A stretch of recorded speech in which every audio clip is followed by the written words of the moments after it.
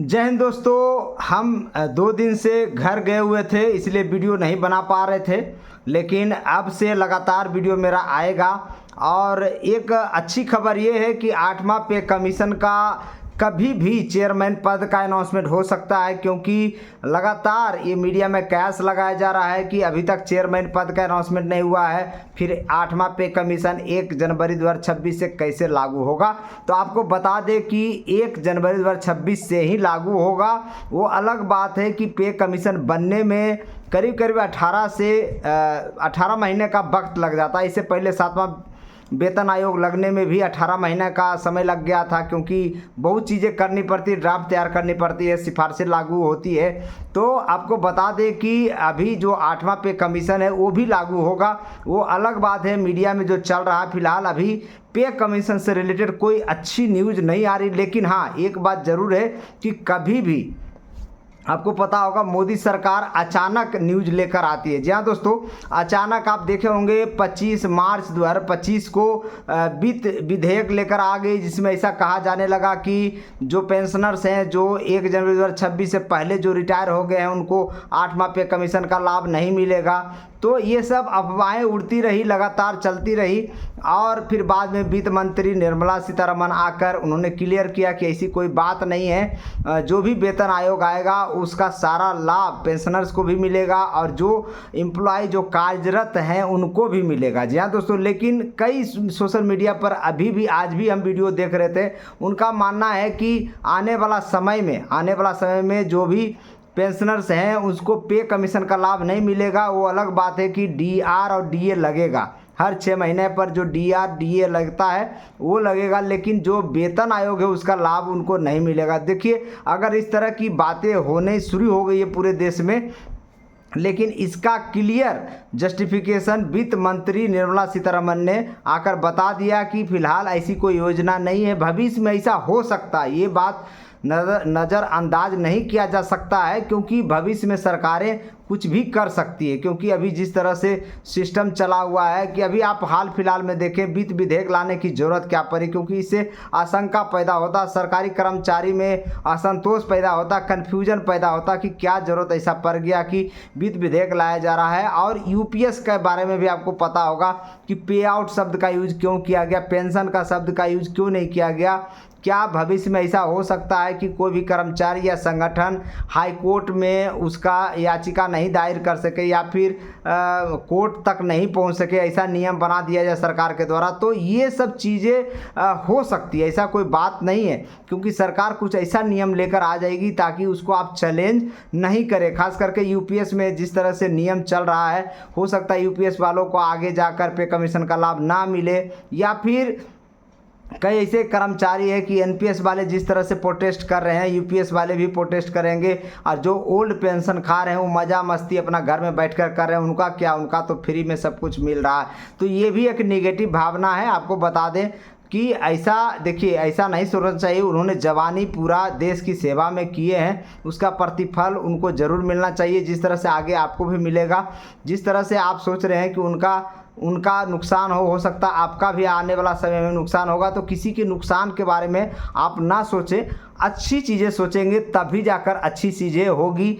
अच्छी नीयत के साथ सरकार भी काम करती है, लेकिन कभी कभी क्या होता है कि सरकार का जो मानना है वो फाइनेंशियल बर्डन यानी वित्तीय बोझ बताकर सरकारी कर्मचारियों से मुंह मोड़ लेती है। ये बात तो देखा गया है, बार बार देख ही रहे हैं। और जब अपना कुछ आता है, जिससे कि अभी एमपी का जो वेतन बढ़ा 24%। जी हाँ दोस्तों, आप सुने होंगे 24%। पहले 1 लाख महीना वेतन मिलता था एमपी को, अब 1,24,000 मिलेगा। तो आज जब सरकारी कर्मचारियों को डीए की बात आई तो मात्र 2% बढ़ा डीए, तो सोचिए कितना कम बढ़ा है। जी हाँ दोस्तों, ये ऐसा लगता है कि इनजस्टिस हो रहा है, अन्याय हो रहा है सरकारी कर्मचारियों के साथ। लेकिन ये सब जो कैलकुलेशन है all India consumer price index पर डिपेंड करता है, जो डेटा आया, क्योंकि पॉइंट को वो लोग मानते नहीं हैं। और जो 55.99% हुआ था, सरकार चाहती तो 3% डीए बढ़ा सकती थी, लेकिन पॉइंट को वो लोग नहीं मानते हैं, इसीलिए मात्र 2% ही डीए बढ़ा। जी हाँ दोस्तों, अब उम्मीद करते हैं कि आगे आने वाला समय में 3% डीए बढ़े। अब देखिए, कंज्यूमर प्राइस इंडेक्स महंगाई पर डिपेंड करता है कि कितना सामान का महंगाई बढ़ा है। एक्चुअली सभी लोग का मानना है कि जो चीज़ें हम बाज़ार से ख़रीदते हैं वो काफ़ी महंगी हो गई है, लेकिन हमारा इम्पेक्ट जो है ऑल इंडिया कंज्यूमर प्राइस में नहीं पड़ रहा है। एक्चुअली सच्चाई यही है कि उसमें कुछ चीज़ को लेकर ही all India consumer price index बनाया जाता है, हर एक चीज़ लेकर नहीं बनाया जाता है, इसीलिए थोड़ी कम बढ़ोतरी होती है। जी हाँ दोस्तों, लेकिन आपका सालाना जो 3% इंक्रीमेंट है और लगभग डीए 6%, कभी 5%, कभी 7% भी डीए बढ़ता सालाना, तो 6% ही माने तो 6 + 3 9% तो आपका सालाना वेतन तो बढ़ ही रहा है। तो इस तरह से आपको ऐसा नहीं है कि मायूस होने की ज़रूरत है, आने वाला समय में और भी बढ़ेगा। 8वां पे कमीशन लगने वाला है, पे मैट्रिक्स सबका चेंज हो जाएगा, तो वेतन वृद्धि होगा, पेंशन वृद्धि होगा, भत्ता वृद्धि होगा, तो ये सब चीज़ें तो बढ़ती ही रहेगी। ये सब समय के अनुसार सब कुछ बढ़ता रहता है। ये एक बात अलग है कि अभी पूरे देश में ओपीएस, एनपीएस, यूपीएस का कन्फ्यूजन का दौर चल रहा है। जी हाँ दोस्तों, और बहुत भारी कन्फ्यूजन है कि एनपीएस लें कि यूपीएस लें, और पूरा सरकारी कर्मचारी अभी इसी में उहापोह में है, किन कर्तव्य विमूढ़ हो चुका है कि क्या किया जाए, आखिर सैलरी कैलकुलेशन किस तरह से करें कि हमारा यूपीएस में लाभ हो या फिर एनपीएस में लाभ होगा। तो लोग माथापच्ची कर रहे हैं। आप लोग भी आसपास के जो भी अकाउंटेंट है उससे ज़रूर पूछें कि हमारा ये बेसिक है और इस तरह से इंक्रीमेंट होगा तो हमारा क्या यूपीएस लेना अच्छा रहेगा या फिर क्या हम एनपीएस में ही रहें। जी हाँ दोस्तों, अगर आप यूपीएस चूज नहीं करते तो बाय डिफ़ॉल्ट एनपीएस में ही रहेंगे। और पहले से भी, आज से नहीं, लगातार हम वीडियो बना रहे हैं, लगातार आपसे हम बात कर रहे हैं कि आपका वीडियो, अगर आपका सर्विस लाइफ लंबा है तो आप एनपीएस में रहें। भले आप शॉर्ट सर्विस लाइफ या फिर आप रिटायर हो गए हों तो उनके लिए यूपीएस अच्छा हो सकता है, लेकिन अगर लंबी नौकरी है आपकी तो एनपीएस बेटर है। और आपका जितना ज़्यादा कॉर्पस जमा होगा एनपीएस में उतना ज़्यादा आपको लाभ मिलेगा। भले आप लेवल 1 के कर्मचारी क्यों ना हो, लेकिन सरकारी कर्मचारी सिर्फ अपने जो है तो लेवल के हिसाब से आप चेक कर लें एक बार कि आपका कॉर्पस कितना जमा हो रहा है। मान लीजिए लेवल 1 के भी कर्मचारी है, 35 साल 30 साल जॉब करते हैं, तो उनका भी एक लंबा कॉर्पस हो जाएगा, बहुत बड़ा कॉर्पस हो जाएगा।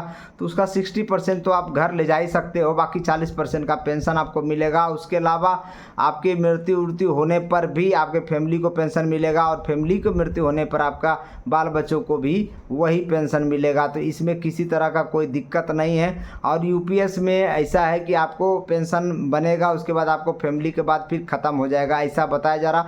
आपको बता दें कि यूपीएस कुछ नहीं है, यूपीएस एनपीएस का ही पार्ट है। तो सोच सकते हैं कोई भी चीज़, मान लीजिए एक पेड़ का एग्जांपल लेते हैं, तो पेड़ तना, तो पेड़ जड़ से पेड़ का तना बनता है, उस तना से कई तना निकलता है। तो जब उस पेड़ का कोई पार्ट हो सकता है तो वो उस पेड़ से बड़ा कैसे हो सकता है। सिंपल एग्जांपल ये हम बताना चाह रहे हैं कि एनपीएस फ़िलहाल बेटर है यूपीएस से, लेकिन आपको लड़ाई सिर्फ ओपीएस के लिए लड़ना है और आपका जन्मसिद्ध अधिकार है। ये सुप्रीम कोर्ट भी आपको कई बार बता चुका है कि आपका अधिकार है, सरकार भी इसे नहीं छीन सकती। वो अलग बात है कि अभी फ़िलहाल 20-22 साल से ये सिस्टम चल रहा है कि सरकार ओपीएस देना नहीं चाहती है। जी हाँ दोस्तों, लेकिन आप लगातार संघर्ष करते रहें, विजय बंधु लगातार संघर्ष कर रहे हैं, इसीलिए आज इतने दूर तक पहुंच चुके हैं विजय बंधु। ऐसा लगता है कि लगातार अगर जिस तरह से विजय बंधु चल रहे हैं, लगातार 1 मई को भी दिल्ली में जंतर मंतर पर